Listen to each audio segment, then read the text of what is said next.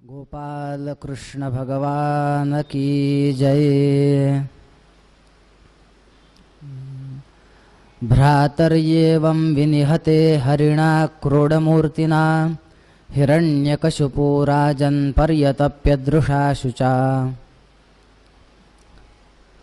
आपण चतुर्थ दिवसाच्या द्वितीय सत्राला आता प्रारंभ करत आहोत। आपण आत्ता मागच्या भागामध्ये बघितलं की कशा प्रकारे प्रियव्रत हा राज्य स्वीकारत नव्हता। ब्रह्मदेव आले, त्यांना समजून सांगितलं। त्याच्याच वंशामध्ये ऋषभदेव जन्माला आले, त्यांना 100 मुलं झाली। त्याच्यातील सगळ्यात मोठा जो होता तो भरत। त्यानंतर पुढच्या जन्मामध्ये तो हरिणीच्या जन्माला गेला। त्यानंतर पुन्हा तो एका ब्राह्मणाच्या पोटी जन्माला आला। तो जडभरत म्हणून फिरू लागला आणि कशा प्रकारे त्याने रहुगण राजाला उपदेश दिला आणि त्या राजाला मुक्त केले ते बघितलं। वेगवेगळ्या लोकांची वर्णन बघत असताना नरकाचं वर्णन आपण बघितलं। कुठले पाप केल्यानंतर मनुष्य हा कुठल्या लोकात जातो, त्यामध्ये त्या पापापासून, त्या नरकापासून वाचण्यासाठी उपाय म्हणून अजामिळाचं चरित्र बघितलं की नामस्मरण एक असा उपाय आहे की त्या नामस्मरणाच्या सहाय्याने आपण किंवा आपल्याला नरकाचं दर्शन होणार नाही। इथपर्यंत आपण आलोय। आता परीक्षित राजाने विचारलं की हिरण्याक्षाचा जो भाऊ आहे हिरण्यकशिपू, त्याचा वध भगवंतांनी कसा केला। वस्तुतः आपल्या सर्वांना माहिती आहे की हिरण्याक्ष आणि हिरण्यकशिपू हे कोण होते। भगवंतांचे द्वारपाल होते, जय आणि विजय। कथा आपल्याला माहिती आहे। एकदा सनकादिक ऋषी भगवंतांना भेटण्यासाठी गेले। यांनी अडवलं, जायचं नाही, थांबा, आधी परवानगी पाहिजे मग जा। यांना राग आला, म्हणे तुम्ही अजून सुद्धा या इथं वैकुंठामध्ये एवढ्या भगवंताच्या जवळ राहता, पण तुमच्या मनामध्ये अजून भगवंत वेगळे आणि भक्त वेगळे असा भेद आहे। तुम्हाला शाप देतो, राक्षस व्हाल। तेच जय विजय। एका जन्मामध्ये हिरण्याक्ष हिरण्यकशिपू, एका जन्मामध्ये शिशुपाल दंतवक्त्र आणि एका जन्मामध्ये रावण आणि कुंभकर्ण। आणि या सर्वांच्या नाशासाठी दरवेळेस स्वतः भगवंत अवताराला येतात।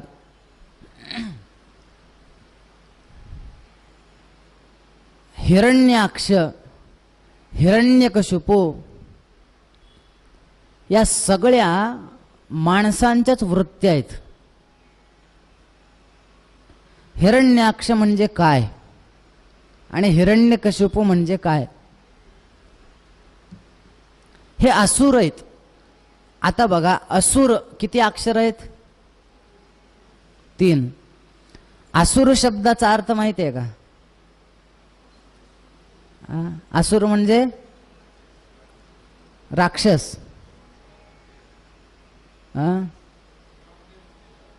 सुरामध्ये नसलेला नाही, नाही तसं नाही। कारण तुमच्यासारखे जो सुर नाही तो असुर।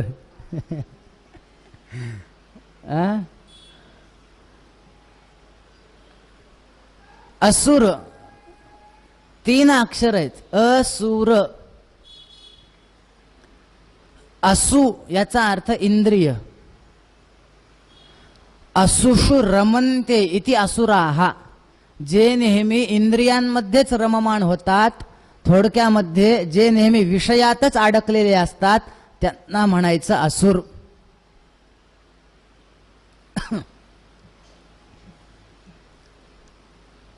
हिरण्याक्ष याचा अर्थ काय? हे जे राक्षसांचे असुरांचे जे नाव आहेत ना, हे नाव म्हणजे हे आपल्या एक वृत्तीच आहेत माणसाच्या. कंस, क म्हणजे आनंद, क म्हणजे सुख, कम स्यती इति कंसहा, जो सुखाचा नाश करायला बघतो त्याला म्हणायचं कंस. आता किती कंस आहेत समाजात बघा. हिरण्याक्ष शब्दाचा अर्थ, हिरण्य म्हणजे सुवर्ण, हिरण्य म्हणजे सोनं, अक्ष, अक्ष म्हणजे डोळा, ज्याच्या डोळ्याला जिकडं तिकडं सोनच दिसतंय, सोनं याचा अर्थ द्रव्य घ्या, ज्याच्या डोळ्याला जिथं तिथं द्रव्यच दिसतं त्याला म्हणा हिरण्याक्ष. कशात पैसा कसा मिळेल, हिरण्याक्ष. हिरण्यकशिपू म्हणजे काय, कशिपू म्हणजे गादी, हिरण्य म्हणजे सुवर्ण, ज्याला सोन्याची गादी आवडते, थोडक्यामध्ये ज्याला आराम करायला फार आवडतो त्याला म्हणा हिरण्यकशिपू.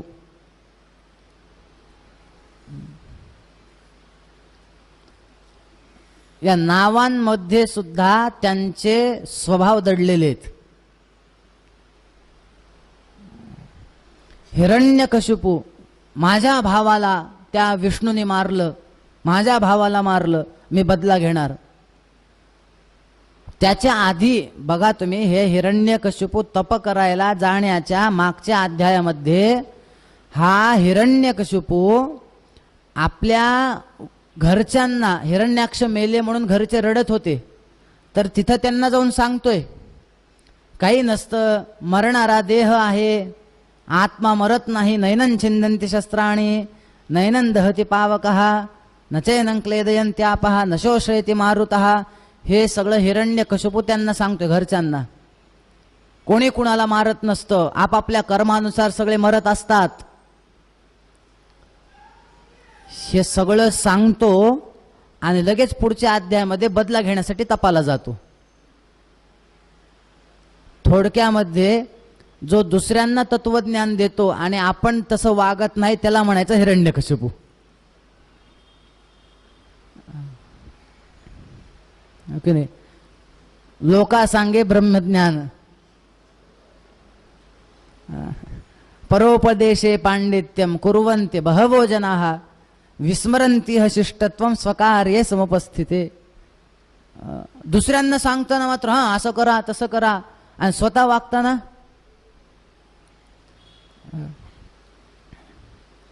ते एका साधून एक साधू होते, त्यांचा मुलगा गेला.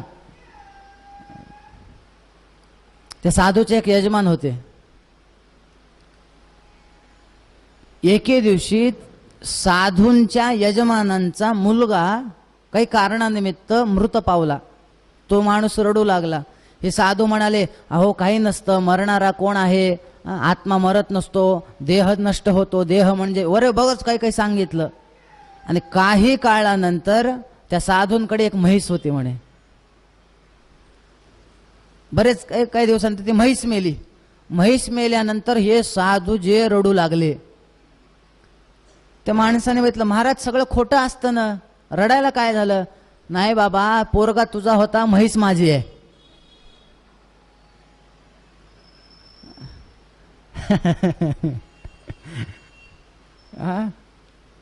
यात्रेमध्ये काही चोरीला गेलं दुसऱ्याचं, काही नसतं रे, अरे एवढ्या मोठ्या ह्याच्यामध्ये जातच असतो चोरीला, त्यात काय. आणि आपली एक चप्पल चोरीला जाऊ द्या, यात्रेत 10 वर्ष घोकतो, तिकडे गेलो होतो माझी चप्पल चोरीला गेली. ही वृत्ती ज्याची आहे त्याला हिरण्यकशिपू म्हणा.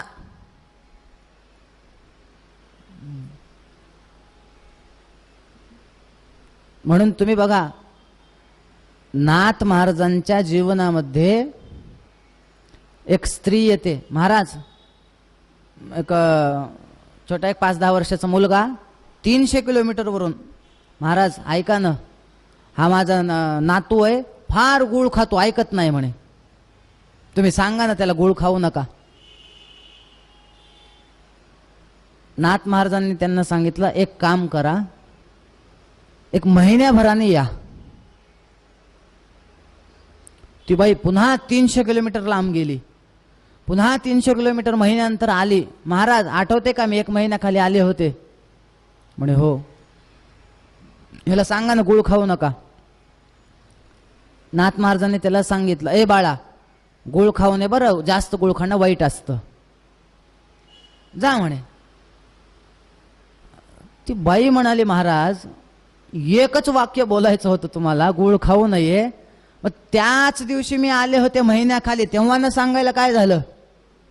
पुन्हा ते महिनाभर घरी जा, पुन्हा तेवढे 300 किलोमीटर या, पुन्हा या तर काय एक वाक्य गुळ खाऊ नये, तेव्हाच न सांगायला काय झालं? नाथ महाराज म्हणाले, काय सांगावं तुला, 1 महिन्याखाली ज्या वेळेस तू आले होतीस ना याला घेऊन, तेव्हा मीच गुळ फार खात होतो. 1 महिना झाला मी गुळ खाणं बंद केलंय आणि मग याला सांगितले गुळ खाऊ नको. हा हिरण्यकशिपू बरोबर याच्या विरुद्ध होता. दुसऱ्याला तर नाही नाही ते सांगायचा, स्वतः गेला तप करण्यासाठी.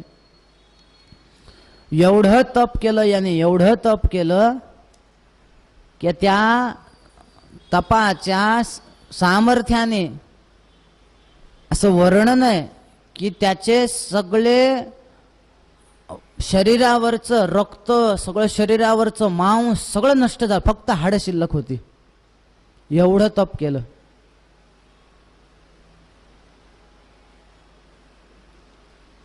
मला तरी असं वाटतंय की हिरण्यकशिपू जरी राक्षस असेल पण त्याच्याकडून सुद्धा आपण काही घेण्यासारखं आहे.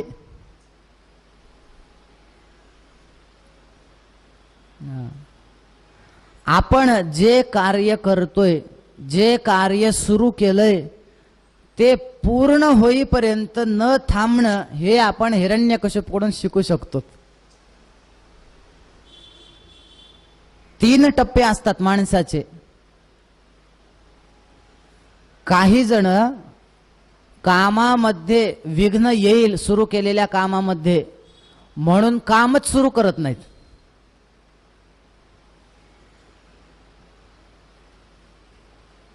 का हो, भागवत कथा ठेवावी, नाही ते ठेवली असती, पण समजा ते भागवत कथेमध्ये चालू असताना जर लाईट गेली तर, आणि लोकच जर आले नाहीत तर कथेला, एवढे मोठे विघ्न येतील, त्याच्यापेक्षा न ठेवलेलीच बरी, असे काही असतात. काही काही जण काम सुरू करतात पण एखादं विघ्न आलं तिथंच बंद, नकोच करायला. एकदा 10वीत नापास झालं, जे काही जण असं समजा, हे 10वीचंच उदाहरण घ्या. काही जण असे आहेत 10वीत नापास होईल याच्या भीतीनं पेपरच द्यायचा नाही. काही जण एकदा नापास झाले आता पुढे द्यायचंच नाही. पण काही जण असे आहेत की जे कितीदाही नापास झाले तरी सुद्धा प्रयत्न करून पास होईपर्यंत प्रयत्न करतात आणि आपलं फल प्राप्त करून घेतात.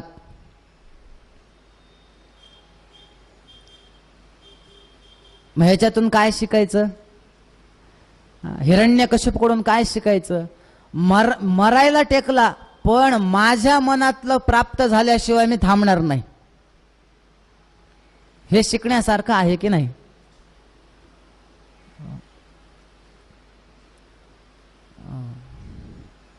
तप केलं, एवढं तप केलं, शरीरावरचे फक्त हाड शिल्लक, मग जगला कस काय? तुम्हाला एक सांगू का, वस्तुतः हे हिरण्यकशिपूचं जे तप होतं हे सात्विक तप नव्हतंच. तुम्ही जर गीता वाचली असेल, तुम्ही जर ज्ञानेश्वरी वाचली असेल तर गीतेच्या 17व्या अध्यायामध्ये आपल्याला तपाचे प्रकार दिलेत. शारीरिक तप आहे, मानसिक तप आहे, वाङ्मय तप आहे, सात्विक तप आहे, राजस तप आहे, तामस तप आहे. सात्विक तप कशाला म्हणायचं? श्रद्धया परया तप्तम तपस्तत्रिविधं नरैः अफलाकांक्षिभिर्युक्तो युक्तैः सात्विकं परिचक्षते. श्रद्धया परया तप्तम, श्रद्धेने केलेलं तप. अफलाकांक्षिभी, हे मी तप करतोय, मला याच्यातून काहीतरी मिळालंच पाहिजे अशी भावना नसताना जे तप केलं जातं त्याला म्हणायचं सात्विक. आपल्याला आता हिरण्यकशिपूचं तप त्याच्यात बसते का बघायचे, ह्याच्यात बसेल का? अफलाकांक्षी आहे का त्याचं तप? काहीतरी मिळवायचंय ना त्याला, म्हणजे सात्विक नाही. सत्कारमान पूजार्थम तपोदंभेन चैवयत क्रियते तदहि प्रोक्तम राजसंचलमध्रुवम. पुढे जाऊन माझा सत्कार व्हावा, मी एवढं तप केलं, मग गावामध्ये आल्या आल्या माझ्या अंगावर सगळ्यांनी फुलं टाकावेत, ओवाळावं, या या या या या याच्यासाठी केलं जाणारं तप म्हणजे राजस. आणि तामस्य तप कुठला आहे? मूढग्राहेणात्मनो यत् पीडया क्रियते तपः परस्योत्सादनार्थम वा तत्तामसमुदाहृतम. भगवंतानी गीतेच्या 17व्या अध्यायात सांगितलं. तामस्तप कशाला म्हणायचं? परस्योत्सादनार्थम वा, दुसऱ्याला कशा प्रकारे त्रास होईल. बरेच जण असतात, माझं वाकडं झालं तर झालं, पण समोरच्या बाजूच्या शेजाऱ्याचं तर मी नुकसान केल्याशिवाय राहणार नाही.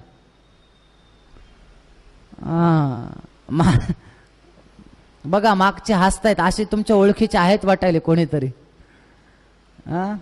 माझं नुकसान होऊ द्यात, माझे 1000 खर्च झाले तर चालेल, पण तुझे 2000 घालतो, असे काही असतात.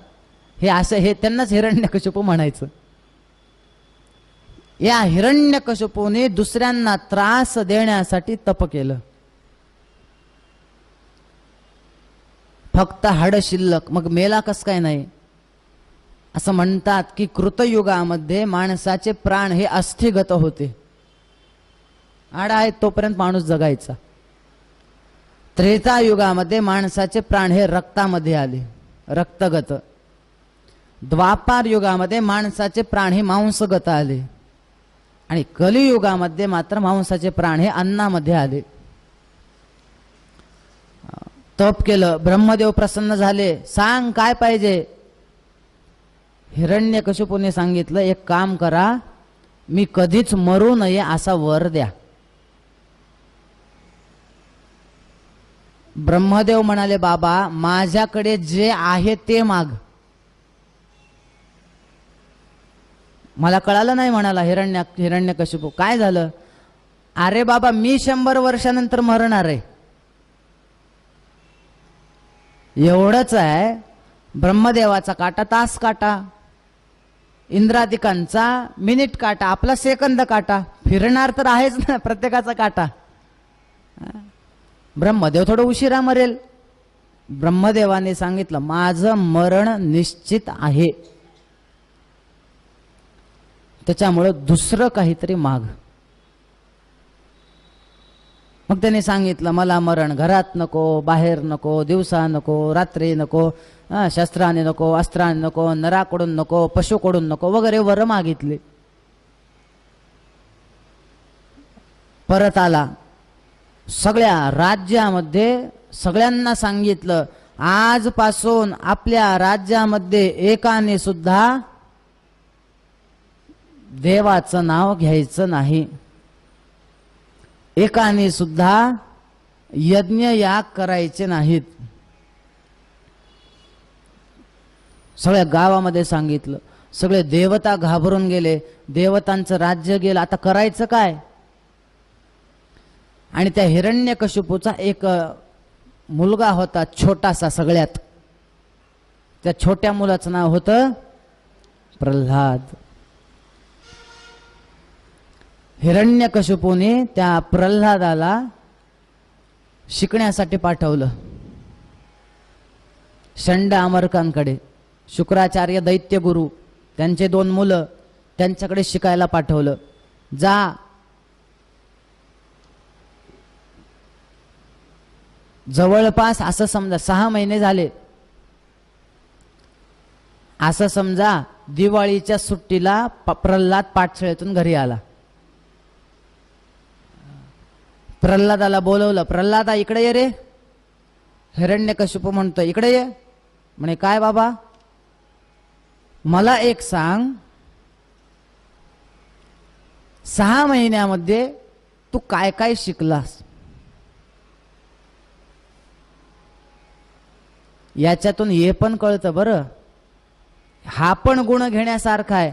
आपला मुलगा बाहेर शिकायला ठेवल्यानंतर तो काय करतो, कोणासोबत राहतो, काय शिकतो, मोबाईल किती वापरतो, मग मोबाईलवर काय बघतो, कसं करतो, किती वेळ व्हॉट्सअप बघतो, किती वेळ इंस्टाग्राम बघतो, हे आपलं लक्ष त्याच्याकडे राहिलं पाहिजे. एकदा दिलं बाहेर शिकायला ठेवून झालं, काय आहे काय नाही काही माहिती नाही.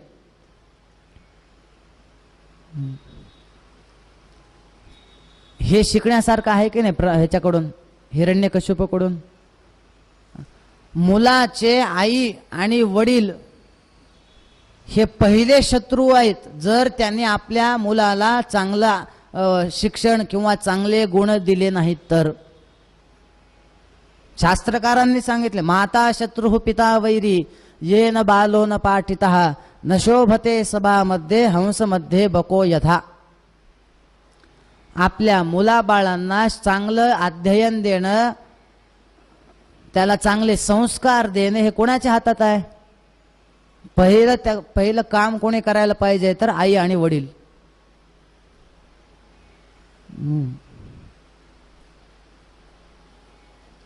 आईने लक्ष दिलं पाहिजे. म्हणून वर्णन आहे, पहिला गुरु कोण?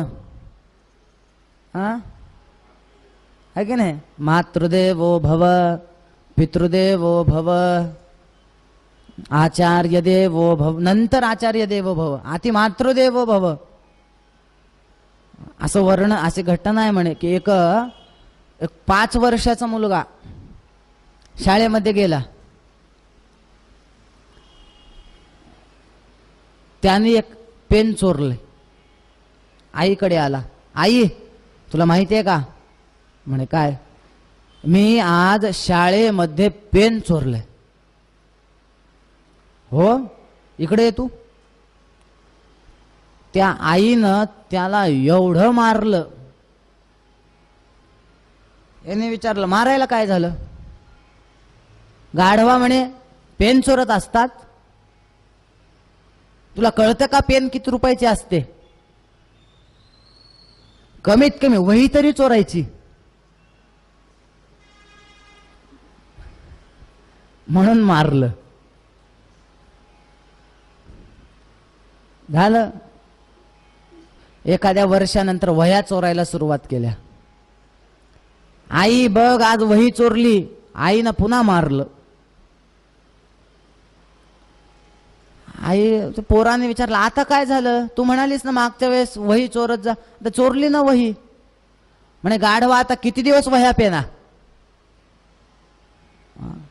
मग आता डायरेक्ट तू सगळ्यांची दप्तरच चोरायला सुरुवात कर. थोडा मोठा झाला, 7वी 8वीला गेला, दप्तर चोरू लागला. हळूहळू चोरण्याची सवय लागली. गल्लीमध्ये फिरू लागला चोऱ्या करत. जसा जसा मोठा झाला म्हणजे बँकेमध्येच डाके घालायला सुरुवात केली.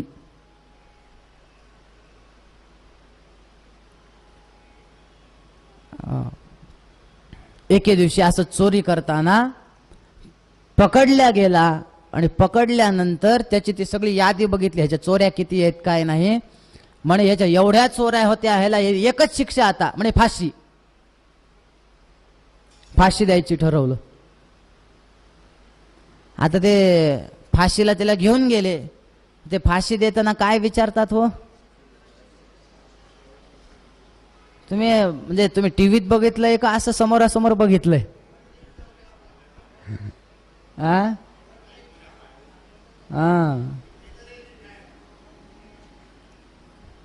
शिव असं आहे का?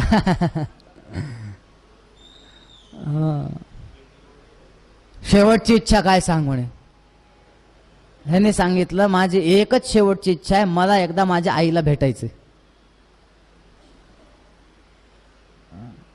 आईजवळ गेला. आईजवळ जाऊन आईच्या हाताला अशी जोरात कडकडून एक चिमटी घेतली. आई म्हणाली, मला का चिमटी घेतोयस? त्या मुलाने सांगितलं, आई, जर अशी चिमटी मी जेव्हा पहिल्यांदा पेन चोरली होती त्यावेळेस जर तू घेतली असतीस तर आज मला फाशी झाली नसती.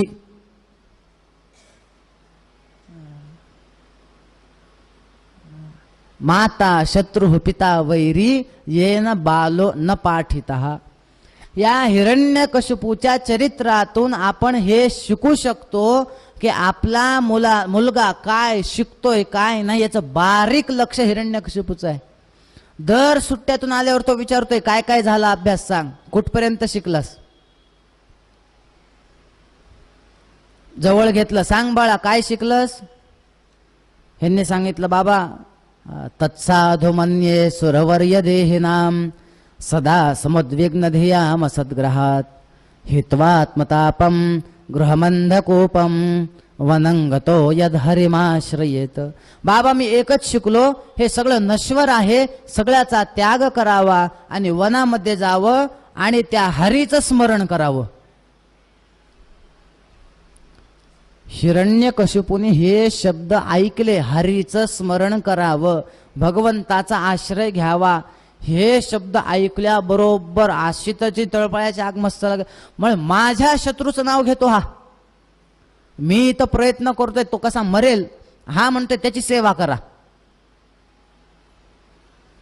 राग आला. त्याच्या गुरुजींना बोलवलं, कारण शिष्यापरार्धे गुरुर्दंड. हा विद्यार्थी चुकला, दंड कुणाला? शिक्षकांना दंड. बोलवलं, इकडे या म्हणे.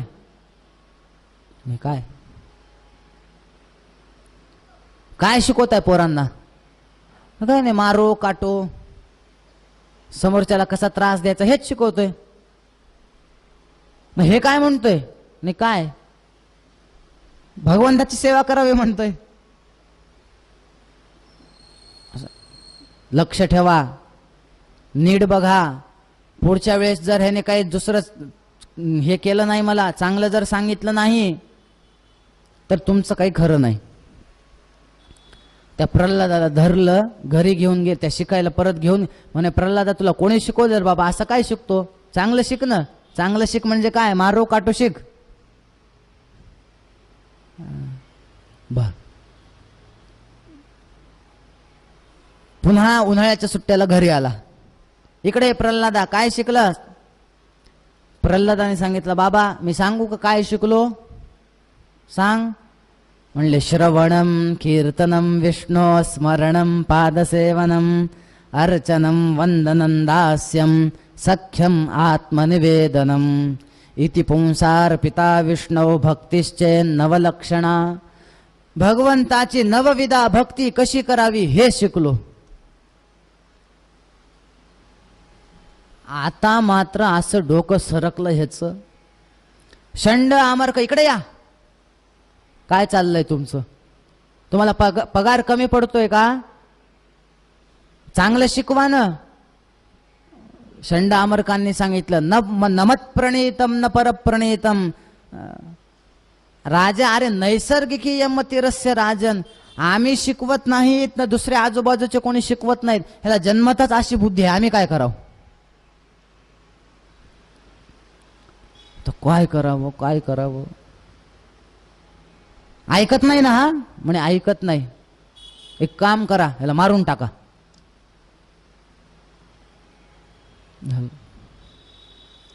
मारायचं ठरवलं.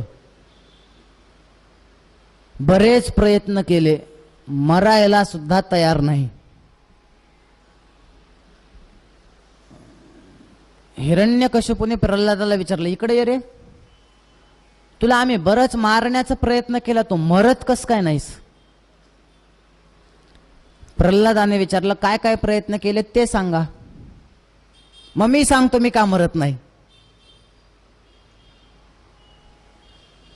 म्हणले, तुला हत्तीच्या पायाखाली टाकलं तरी तू मेला नाहीस. प्रल्हादाने सांगितलं बरोबर आहे, हत्तीच्या पायाखाली टाकला, मी कसं मरेल? म्हणे का? प्रल्हादाने सांगितलं गजे पे विष्णू हो. हत्तीमध्ये कोण आहे? म्हणे विष्णू आहेत. मग विष्णू मला कसं मारेल? मी त्याचा भक्त आहे ना. गजे पे विष्णू हो, म्हणून मी मेलो नाही. अजून काय प्रयत्न केला सांगा?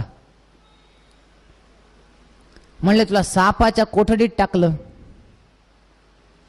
प्रल्हादाने सांगितलं कसं मरेल बाबा? म्हणे का? भुजगे पे विष्णू हो. सापामध्ये कोण आहे? विष्णू आहे. अजून काय प्रयत्न केले? अरे तुला समुद्रात टाकून दिलं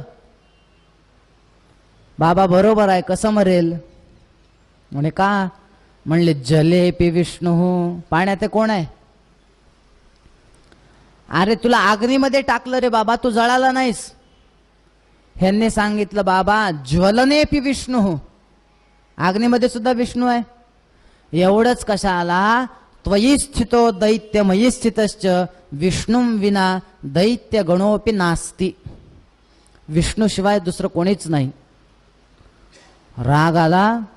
षंडामर्कांनी सांगितलं बघू, आम्ही ह्याला घेऊन जातो पाठशाळेत, काही शिकेल का बघतो, तसं काही तुम्ही हे करू नका, बघूयात काय सुधारलं तर सुधरेल. पाठशाळेत घेऊन गेले. प्रल्हादाला सांगितलं अरे नीट शिक रे बाबा, नाहीतर तुझे वडील आम्हाला मारतील. आता प्रल्हाद तिथं राहायला जे निघाले, जिथे राहू लागले, तिथं ते गुणानं राहत नव्हते. आता तिथं मित्र तयार केले, त्या असुरांचे बालक, आणि त्यांनाच शिकवायला सुरुवात केली सगळीकडे विष्णू आहे म्हणून.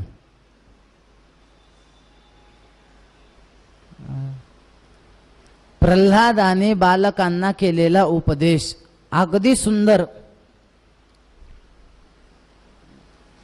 सुरुवात कुठून आहे माहिती आहे का त्या उपदेशाची?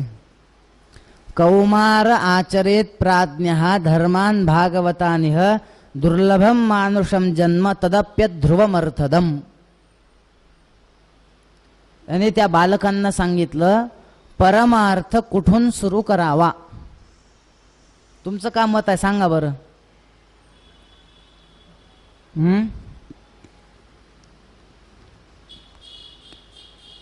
50, 60, 70 वर्षानंतर मग लहानपणापासून नाही. हे तर प्रल्हादाचं उत्तर आहे.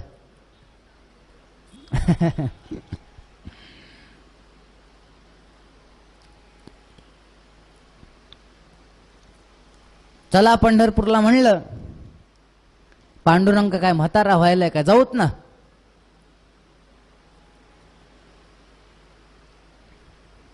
तसं नाही. कौमार आचरेत प्राज्ञः.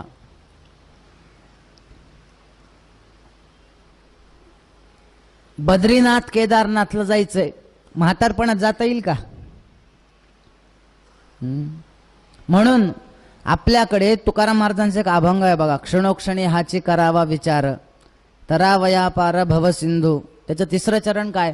संत समागमी धरावी आवडी करावी तातडी परमार्थाची. तुम्ही परमार्थाची घाई करा. माणसं घाई कशाची करतात? परमार्थाची करत नाहीत, संसाराची घाई करतात. उठल्यापासून झोपेपर्यंत संसाराचं चिंतन आहे. हे कसं मिळवता येईल, ते कसं मिळवता येईल, हे कसं मिळवता येईल, ते कसं मिळवता येईल.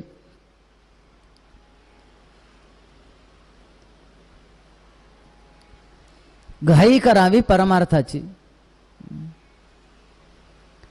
आचार्यांनी सांगितले की नाही, यावत स्वस्थ्यमिदं कलेवर गृहम यावच्च दूरे जरा यावत चेंद्रिय शक्तिर प्रतिहता यावत क्षयो नायुषः आत्मश्रेयसी तावदेव विदुषा कार्य प्रयत्नो महान प्रोद्दीप्ते भवने तु कूपखननम प्रद्युत्तमः कीदृशः.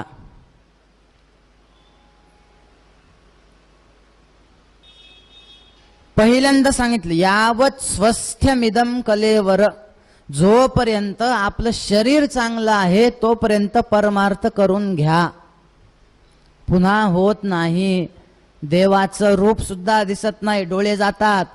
देवाचं मुखाने नाव घेता येत नाही कारण बोलता येत नाही. देवाची यात्रा करता येत नाही कारण पाय चांगले राहत नाहीत. त्याच्यामुळं हे सगळं चांगलं आहे तोपर्यंत करून घ्या.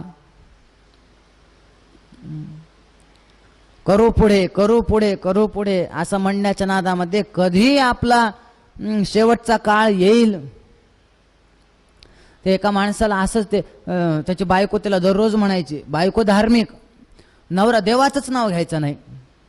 त्याला बायको घ्या की हो देवाचं नाव, घ्या की देवाचं नाव. तो म्हणायचा उद्या घेतो. पुढच्या दिवशी ती म्हणाली अहो घ्या की देवाचं नाव, उद्या घेतो. पुन्हा पुढच्या दिवशी अहो घ्या की देवाचं नाव, उद्या घेतो. घ्यायला काही तयार नाही. एके दिवशी आजारी पडला, थोडा ताप आला, डॉक्टर आले तपासायला. डॉक्टरांनी तपासलं, काय तर गोळ्या द्यायच्या त्या पत्नीकडे दिल्या, ह्या गोळ्या द्या म्हणे बरे होतील. डॉक्टर निघून गेले. रात्री जेवण वगैरे झालं. नवऱ्याने विचारलं बायकोला, अगं डॉक्टर आले होते ना? म्हणे हो. मग गोळ्या दिल्या असतील ना? म्हणे दिल्यात ना. मग जेवणानंतरची गोळी असेल ना? म्हणे आहे ना. मग दे ना. बायकोने सांगितलं उद्या देते.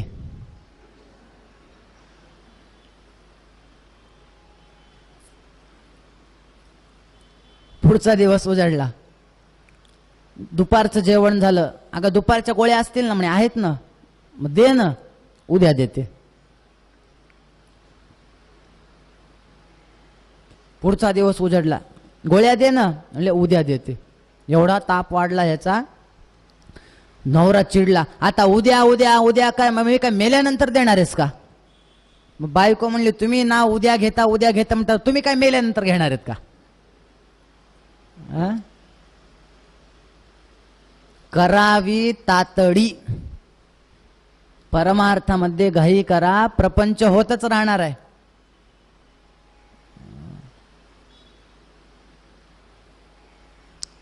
मला सांगा, दिव्यामध्ये तेल, वात प्रज्वलित दिवा चालू आहे तोपर्यंत टाकावं का शांत झाल्यावर? कसं आहे तुमचं, काय मत आहे? तोपर्यंतच टाकावं. पुन्हा टाकलं तर निर्वाण दीपे किमुतैल दानम. दिवा शांत झाला आणि तेल टाकत बसलाय, आता काय उपयोग आहे? चोर घरात येण्याच्या आधी सावधान असावं का चोरी करून गेल्यावर सावधान व्हावं?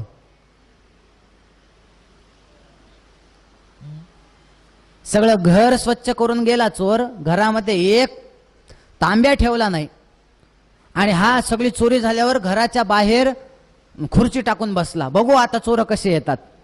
आता कशाला येतील, घरात नाहीच काही.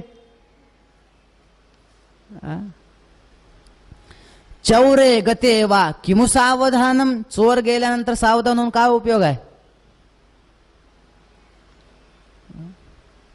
म्हणून जे कार्य जेव्हा करायला पाहिजे तेव्हाच करावं. ह्यांनी सांगितलं, पोरांनो ऐका, कौमाराचरेत प्राज्ञा. लहानपणापासून नामस्मरण सुरू करा म्हणे. यांना जे तत्वज्ञान दिले प्रल्हाद, हे प्रल्हादाला त्यांनी विचारलं त्या पोरांनी, काय रे म्हणे, लहानपणापासून तू सुद्धा आमच्या सोबत आहेस, तुला हे सगळं कधी कळालं रे? तुला कोणी शिकवलं? आपले तर गुरुजी काय असं शिकवत नाहीत. प्रल्हादाने सांगितलं, मी जेव्हा लहानपणी आईच्या उदरामध्ये होतो, माझ्या आई नारदांच्या तिथं होती, आणि नारदांनी आईला तत्वज्ञान उपदेश कथा सांगितल्यात, ते मी ऐकल्यात, त्याच्यामुळं मी असं जन्माला आलो.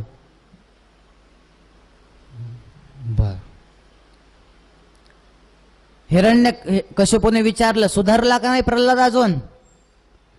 म्हणे देवा सुधारला तर नाही हो, हे दुसऱ्यालाच बिघडतंय. आता सगळ्या पोरांना सांगते म्हणे नारायण म्हणा, नारायण म्हणा. असं आहे? बोलवा प्रल्हादाला. बोलवलं, इकडे रे. म्हणे काय फार तुझं चालू आहे नारायण नारायण.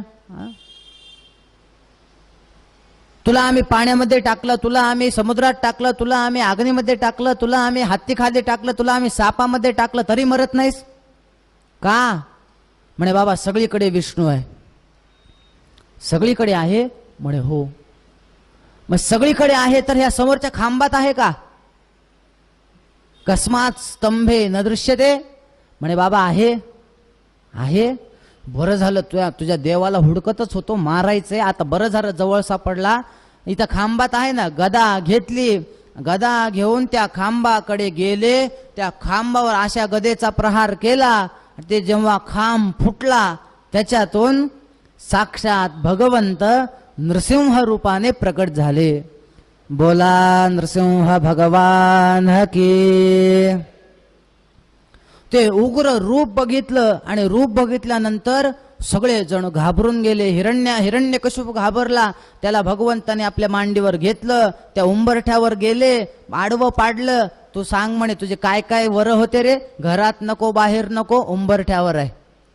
दिवसा नको, रात्री नको, तिन्ही सांजेची वेळ आहे. पशुकडून नको, माणसाकडून नको. हे बघ मी पशु पण नाही आणि माणूस पण नाही. माझं अर्ध शरीर सिंहाचं आहे, अर्ध शरीर माणसाचं आहे. खाली नको, वर नको, बघ तुला मांडीवर ठेवलंय.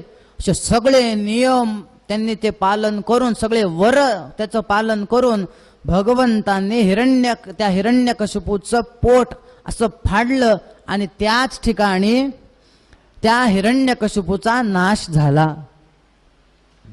फोडा. बोला नृसिंह भगवान की. बघ आपल्या कथेतही हिरण्यकशिपू मेला. आता अकराळ विक्राळ रूप बघितलं, सगळे देवता घाबरल्या. त्या भगवंतांनी ते नृसिंह भगवान त्या राजाच्या त्या आसनावर, सिंहासनावर जाऊन बसले. आता ह्यांना शांत कोण करायचं? सगळ्या देवता म्हणाल्या जा समोर. देवता तर आम्ही तर जाऊ शकत नाहीत म्हणे. एखादा जर राग आला आणि जर देवाची बसली आपल्याला तर तिथंच आपला हरिओम तत्सत, आम्ही जात नाहीत. आता कोणाला पाठवायचं? एक काम करू. आम्ही असं ऐकलंय की नवरा जर चिडला आणि पत्नीचं जर त्यांनी तोंड बघितलं तर म्हणे शांत होतो. खरं आहे का हो? का खरं आहे का खोटा आहे का उलटा आहे? शांत होतो का जास्त चिडतो? कसं काय? खरं आहे. वा.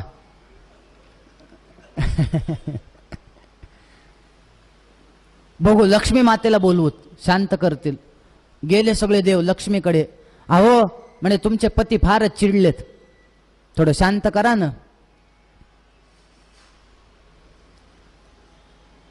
लक्ष्मी माता म्हणाल्या काय तुम्ही देव म्हणे, नवऱ्याला शांत करायला किती वेळ लागते, चला. आल्या त्या सभा मंडपात गेल्या. सांगा कुठं आहे माझा नवरा? देवतांनी सांगितलं बघा तिथं समोर बसलेत. ते रूप जेव्हा लक्ष्मी मातेने बघितलं ती एवढी घाबरली. तिने तर शेवटी सांगितलं हा माझा नवराच नाही म्हणले, मी चालले. आता काय करावं? हे एक उपाय होता. लक्ष्मी माता निघून गेल्या. त्यांना शांत कोणी करायचं? काय करावं काय करावं? मग शेवटी असं म्हणतात की स्वतः सगळ्या देवतांनी सांगितलं ज्याच्यामुळे ज्याला त्रास झाला म्हणून भगवंतांनी अवतार घेतलाय ना, त्या भक्ताला त्रास झालाय, त्या प्रल्हादामुळे भगवंतांनी अवतार घेतलाय, त्या प्रल्हादालाच आपण समोर करू. प्रल्हादा जाणार का रे समोर शांत करायला? तर मला सांगा वाघिणीच्या पिल्लाला वाघिणीची भीती आहे का? जातो. प्रल्हाद समोर गेले आणि समोर गेल्यानंतर पहिल्यांदा प्रल्हादाने भगवंताची स्तुती केली. या संपूर्ण स्तुतीचा विचार करायचा म्हणलं तर अजून 1-2 दिवस जातील ह्याच्यातच. इथं पाळण्यामध्ये कृष्ण येऊन बसलेत. स्तुती केली. ब्रह्मादय सुरगणा मुनयोत सिद्धाः सत्वैकतान मतोयो वचसां प्रवाहैः नाराधितुं पुरुगुणैरधुनापि विप्रुः किंतोष्टुमर्हति समे हरिरुग्र जातेः. भगवंताची सुंदर अशी स्तुती केली. भगवंत थोडे शांत झाले.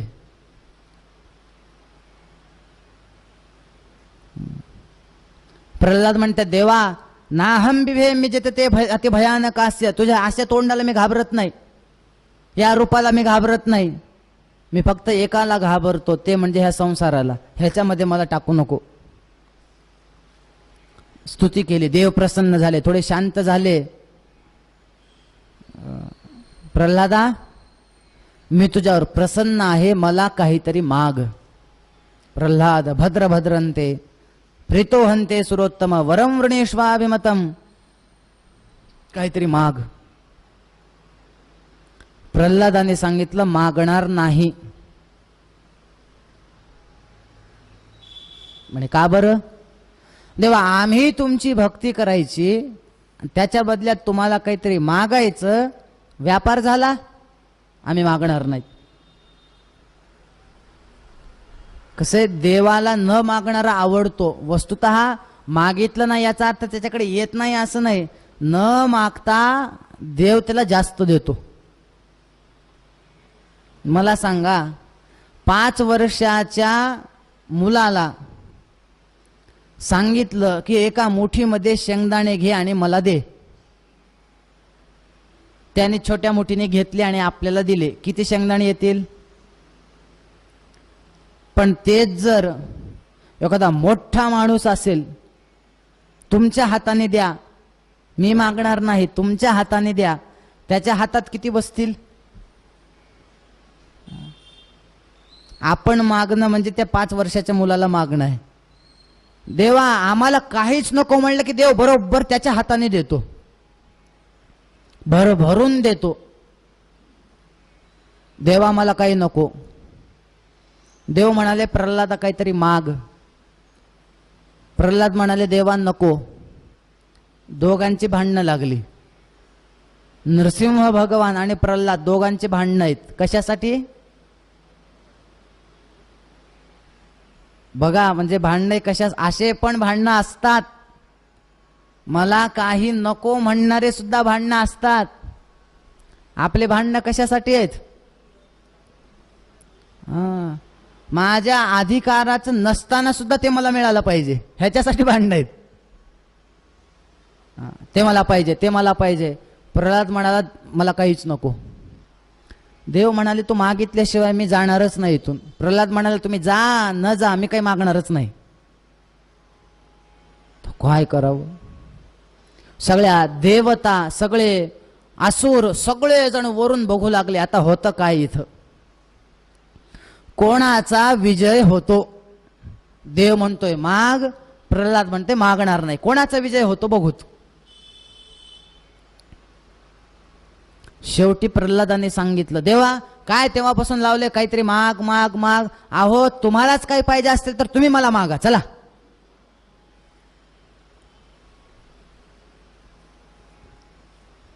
देव म्हणाले, तू मला देणार?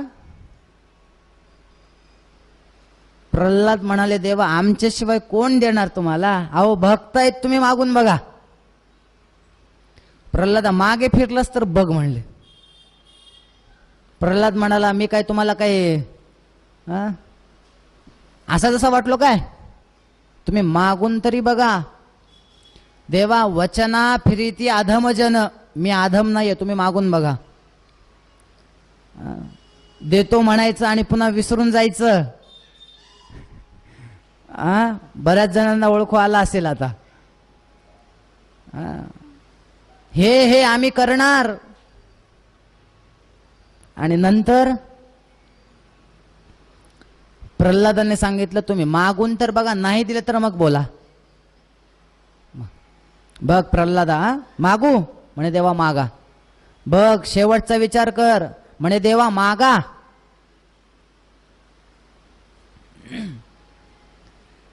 भगवान म्हणाले प्रल्हादा, माझी तुझ्याकडे एक मागणी आहे, ती अशी आहे की तू मला काहीतरी मागावं, हे मला दे. आता अडकले की नाही प्रल्हाद, यांना मागायचं होतं का? तो काय करावं. पण प्रल्हाद सुद्धा त्यांचे भक्त होते.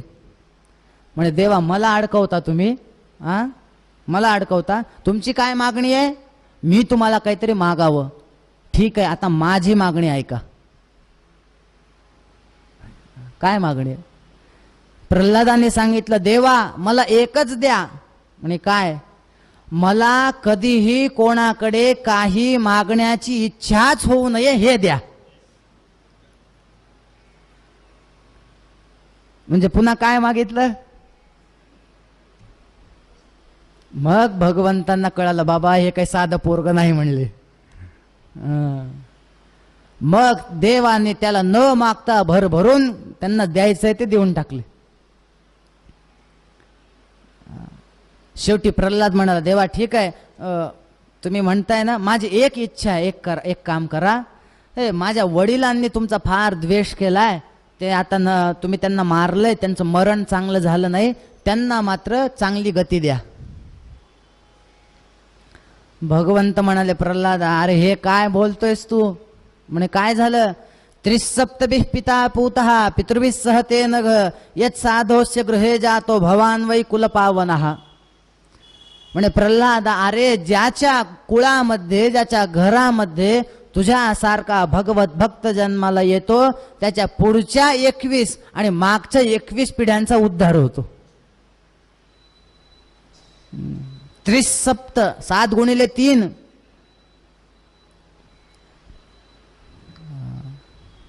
आपल्याकडे वर्णन आहे नारद भक्ती सूत्रामध्ये, कंठावरोधेन रोमांचाश्रुभिः परस्परम लपमानाः पावयंती कुलानि पृथ्वींच. भगवत भक्त नुसतं एकट्याचा उद्धार करत नाहीत, सगळ्या कुळाचा उद्धार करतात. म्हणून तर तुकाराम महाराजांनी सांगितलं ना, आपुलिया हिता जो असे जागता धन्य माता पिता तयाचिया. कुळी कन्या पुत्र होती जे सात्विक, तयाचा हरिक वाटे देवा.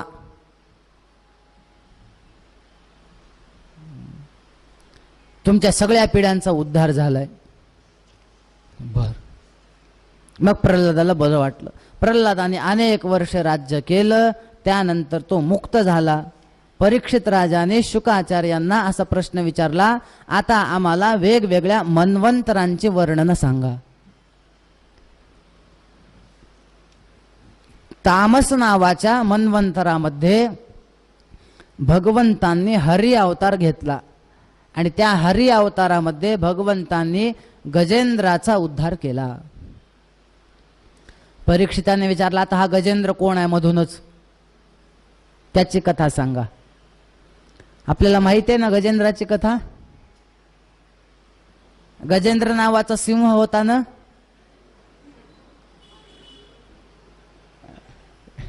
हा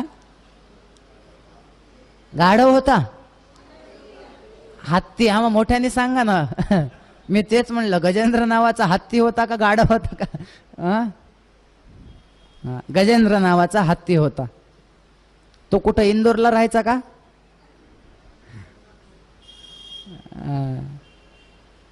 त्रिकुट नावाचं एक पर्वत आहे, त्या पर्वतावर गजेंद्र राहायचा. त्याच्यामध्ये काही वन होते, उपवन होते, मध्ये एक सरोवर होतं. त्या सरोवरामध्ये तो स्नान करायला फिरायचा, सगळीकडे हत्ती फिरायचा तो. एके दिवशी त्या हा सरोवरामध्ये गेला, क्रीडा करू लागला. एका मगरीने त्याचा पाय धरला. बराच प्रयत्न केला, सुटतच नव्हता. तर काय करावं, काय करावं. मगरीचं बळ वाढू लागलं, पाण्यात असल्यामुळं हत्तीचं कमी होऊ लागलं. हत्तीने सगळ्या घरच्यांना आवाज दिला, सोडवा मला, सोडवा. कोणीही ऐकायला तयार नाहीत. शेवटी त्याने भगवंताचा धावा केला आणि भगवंत तिथं आले आणि पहिल्यांदा त्या मगरीचा उद्धार केला आणि मग गजेंद्राला सोडवलं. तर मला सांगा, स्तुती केली कोणी? गजेंद्राने. आधी उद्धार कोणाचा? मगरीचा. का बरं?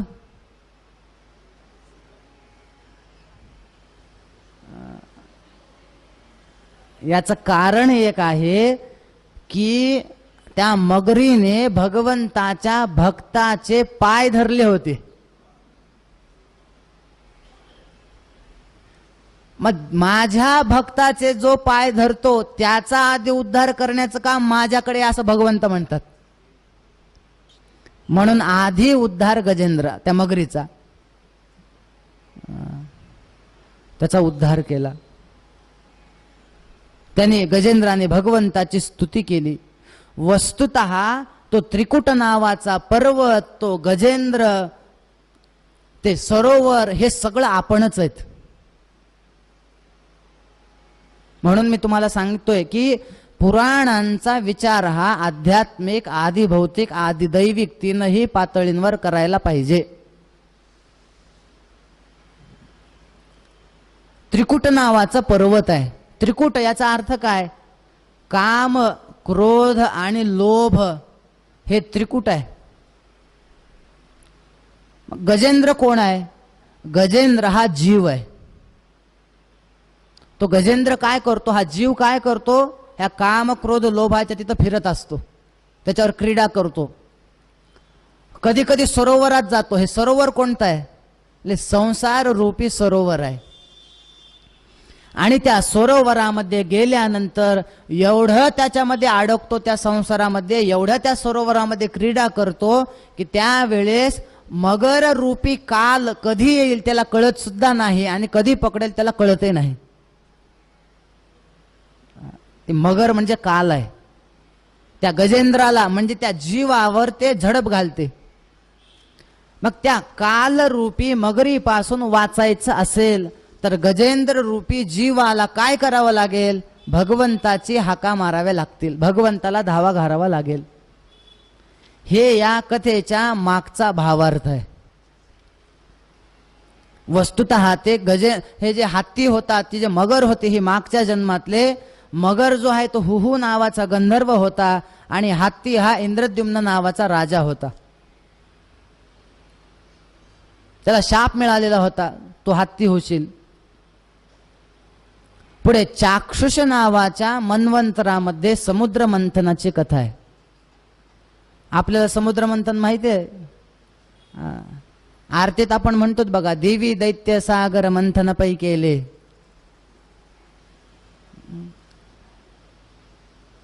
बली राजाने भगवंताच इंद्राचं सगळं राज्य घेतलं होतं. करायचं काय? सगळ्या देवता भगवंताकडे गेल्या. भगवंताने सांगितलं, आसुर आणि तुम्ही दोघांनी मिळून समुद्र मंथन करा, त्याच्यातून अमृत निघेल आणि तुम्ही ते अमृत प्या, म्हणजे मग पुन्हा तुम्हाला युद्ध करून त्या बली इत्यादी राक्षसांना मारता येईल आणि तुम्हाला सगळं पुन्हा गेलेलं स्वर्ग राज्य काय असेल परत मिळेल. ते तिकडे गेले. पण देवा, राक्षसांसोबत आपण युती करायची की त्यांच्यासोबत आपण काम करायचं? समुद्र मंथन दोघांनी मिळून? भगवंताने सांगितलं तसं नसतं. आपल्याकडे एक म्हण आहे बघा, आडला हरी.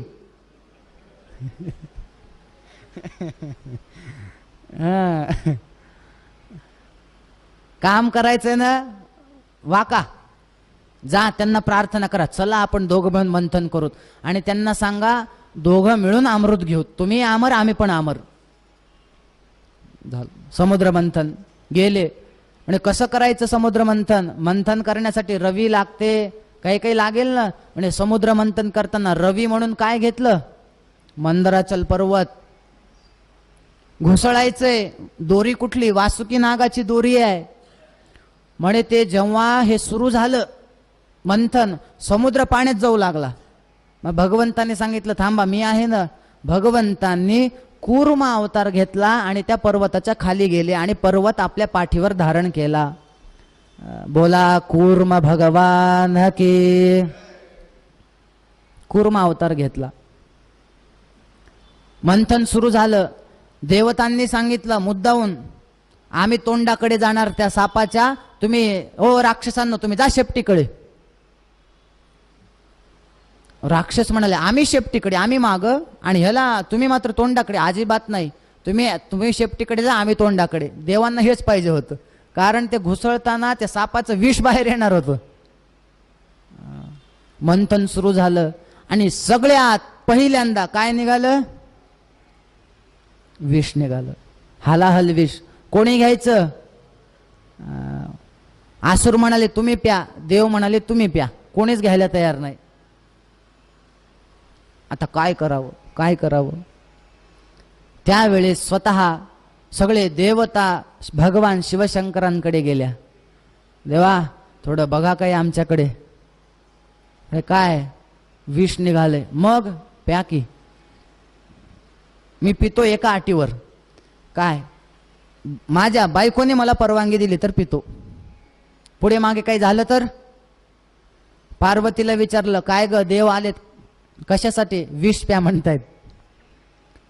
कुठली पत्नी म्हणेल हो नवऱ्याला प्या विष म्हणून? पार्वतीने विचारलं ते विष पिल्यानं जगताचं कल्याण होणार आहे का? म्हणे होणार आहे. मग प्या. म्हणून एक स्तोत्र आहे बघा, भाललोचन भाललोचन भाललोचन धावरे. त्याच्यात एक फार सुंदर वर्णन आहे. क्षीरसागर मंथिती सुर घेऊनी असुरासवे, लाभली रत्ने बहु नच घेतली परिती भवे, कालकूटच सेविले इतरास वाटून संपदा, श्री शिवा भजतो अशा मज बाधते नच आपदा. फार सुंदर स्तोत्र आहे. क्षीरसागर मंथिती सुर घेऊनी असुरासवे, लाभली रत्ने बहु पण नच घेतली परिती भवे. शंकराने ती घेतले नाहीत. कालकूटच सेविले. शंकरांनी मात्र विष घेतलं. ते विष कुठं धारण केलं? म्हणून त्यांचा कंठ कसा झाला? मग त्यांचं नाव काय पडलं? बोला नीलकंठ भगवान की. समुद्र मंथन झालं. एक एक एक एक वस्तू बाहेर निघाल्या. शेवटी अमृत निघालं आणि अमृत निघाल्यानंतर ते अमृत कोणी घेतलं? आसुरांनी घेतलं आणि पळून गेले.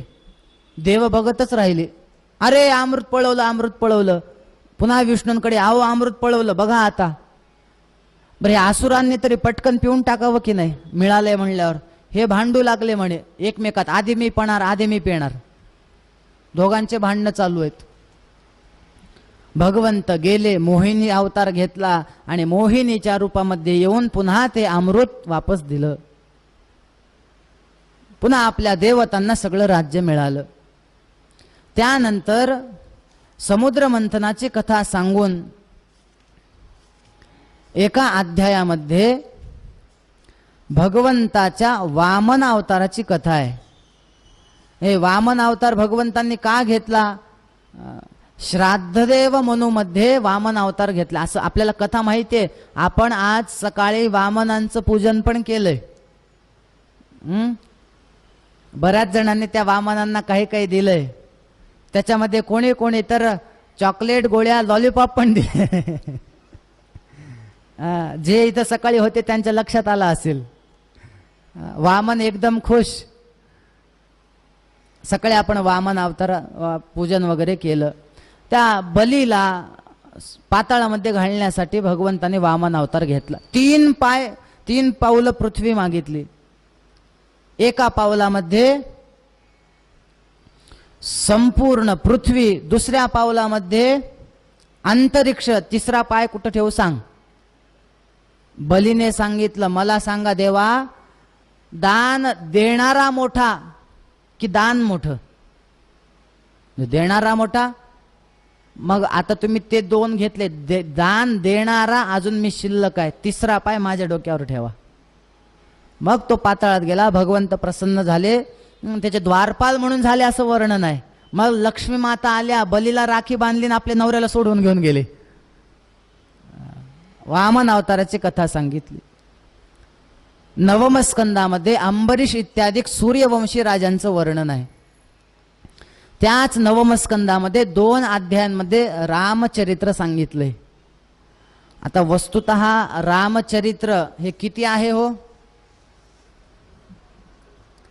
चरितम रघुनाथस्य शतकोटी प्रविस्तर असं चरित्र आहे. मग आता 10 मिनिटात सांगता येईल का? 8 वाजता तर जन्म करायचा आहे. हा, हे एक उपाय चांगला आहे बघा. 1 श्लोकी रामायण सांगू का तुम्हाला?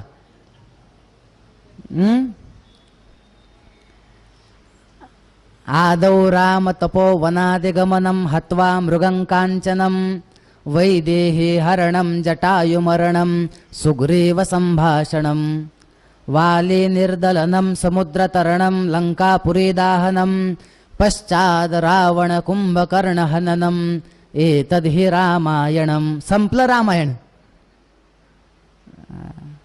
एका श्लोकामध्ये संपूर्ण रामायण सांगितलंय. आपल्याला माहिती आहे सीता तुम्ही तशी रामकथा ऐकलेली आहे. रावणाने कुणाला पळवलं, कोणाचं सहाय्य घेतलं परत पत्नीला आणायला? वानरसेना होती ना सगळी. नल होता, जांबवंत होता, त्याच्यानंतर सुग्रीव होते, अंगद होते, हनुमंतराय होते. लंकाला जाऊन लंका दहन करून त्याच्यानंतर सगळे तिकडे जाऊन समुद्रावर पूल बांधून सीतामातेला परत घेऊन आले. तुम्हाला माहिती आहे रामायण, मग कशाला सांगू आता ते? राजाने सांगितलं, महाराज ते सूर्यवंश कळाला आम्हाला तर चंद्रवंश सांगा की ज्या वंशामध्ये साक्षात गोपाल कृष्णांनी जन्म घेतलाय. बर, असं म्हणतात की पृथ्वी ब्रह्मदेवाकडे गेली गाईचं रूप धरून. मला फार त्रास होतोय, फार राक्षस झालेत पृथ्वीवर, बघा काहीतरी. भगवंताने सांगितलं सगळ्यांना, काही काळजी करू नका, मी अवतार घेणार आहे. कुणाच्या पोटी? म्हणले देवकी आणि वसुदेव. या दोघांचा विवाह झाला, देवकी वसुदेवांचा. जाऊ लागले, वाटेमध्ये आकाशवाणी झाली, अस्यास्त्वाम अष्टमो गर्भो हंतायाम वहसे बुध. अरे कंसा, तू जिला घेऊन जातोयस ना, ती देवकीचा 8वा मुलगा तुझ्या वधाला कारण आहे. ह्याने तलवारच काढली, बहिणीला मारायला निघाला. वसुदेवाने सांगितलं, थांबा, हिच्यापासून भय आहे का हिच्या मुलापासून? म्हणजे मुलापासून. माझे सगळे मुलं तुला देतो, त्यांना मार, हिला मारू नको.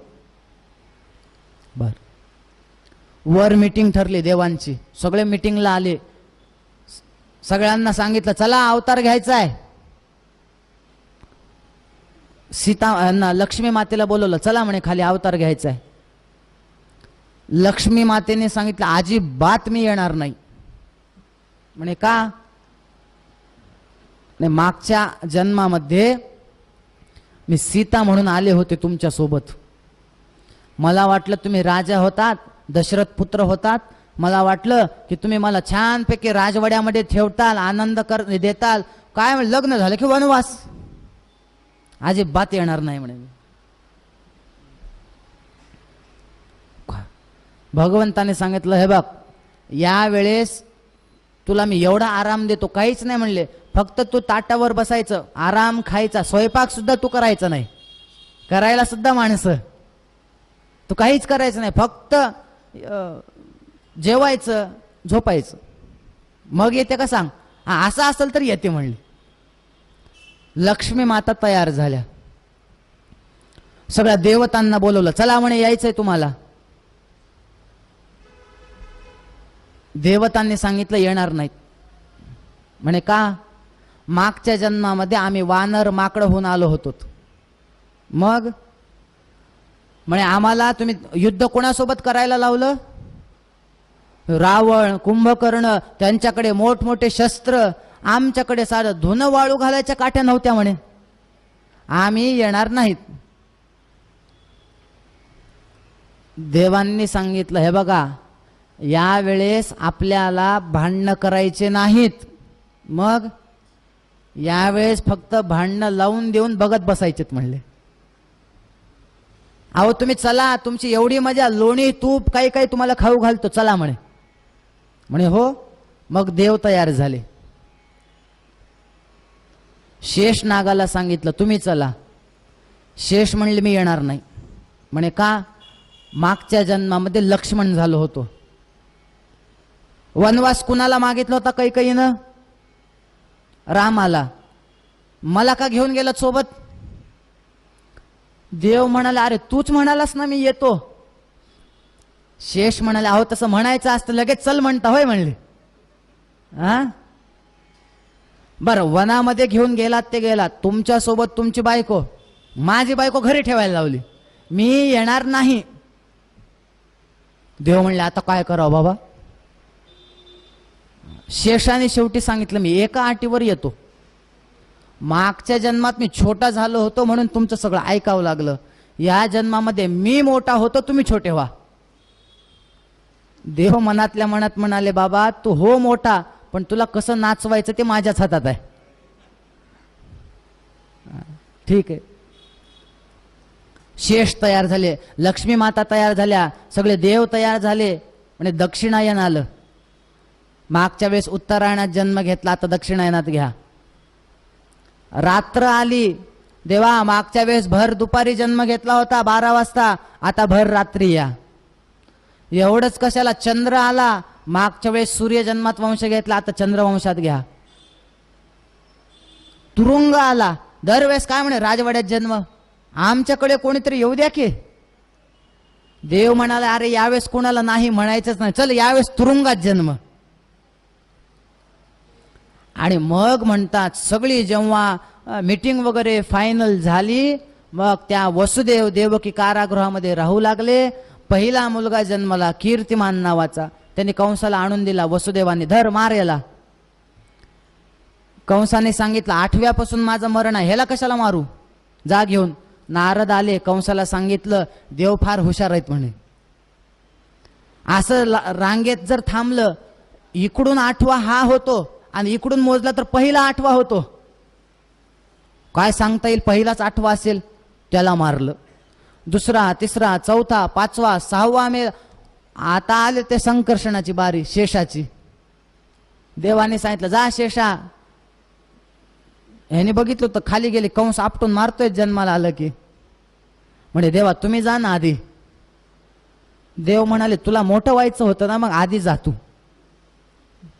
आता ठरलंय, आता बदलत नाही. ठीक, जा काही काळजी नको, मी आहे तिथं. माया घेईल गोकुळामध्ये, तिथं वृंदा हे आहे आपले रोहिणी आहे, तिच्या पोटामध्ये माया तुला तिकडं हे करेल. आणि मग 8वा स्वतः भगवंत त्या देवकीच्या उदरामध्ये आले. देवकीच्या उदरामध्ये आल्यानंतर सगळ्या देवतांनी भगवंताची गर्भात असताना स्तुती केली आहे. त्याला गर्भस्तुती असं म्हणतात. सत्यव्रतम सत्य परंत्र सत्यम, सगळे भगवंतांची स्तुती केली.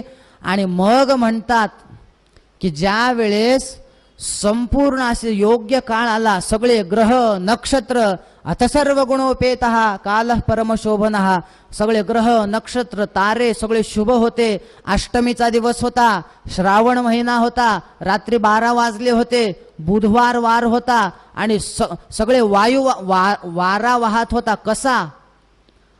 ववौ वायु सुखस्पर्शः, आपल्या शरीराला आनंद होईल असा वारा वाहू लागला. पाऊस पडू लागला, धो धो नाही, जसा सडा टाकतोत ना आपण छोटासा, तसा पाऊस पडू लागला. आणि अतिशय आनंदाच्या वातावरणामध्ये सगळे ग्रह तारा नक्षत्र शुभ असताना अष्टमीच्या दिवशी रात्री 12 वाजता भगवंत त्या कारागृहामध्ये देवकीच्या पोटी अवताराला येतात. बोला गोपाल कृष्ण भगवान की. तर या ठिकाणी कृष्ण जन्म होईल, आपला पाळणा वगैरे होईल, त्यानंतर रामाचं पद होईल, त्यानंतर आरती होईल. उद्याची एक सूचना अशी आहे की उद्या कथेचा 5वा दिवस आहे आणि 5व्या दिवशी आपल्याला गोवर्धन लीला बघायची आहे. म्हणून उद्या गोवर्धन काला आहे. त्यामुळं उद्या इथं एक छान गोवर्धन केल्या जाईल आणि उद्या आपल्याला काल्याचा प्रसाद दिला जाईल. परवा मात्र 6वा दिवस रुक्मिणी कृष्ण विवाह. आजची कथा आपण याच ठिकाणी थांबवूत. गोपाल कृष्ण भगवान के. चला.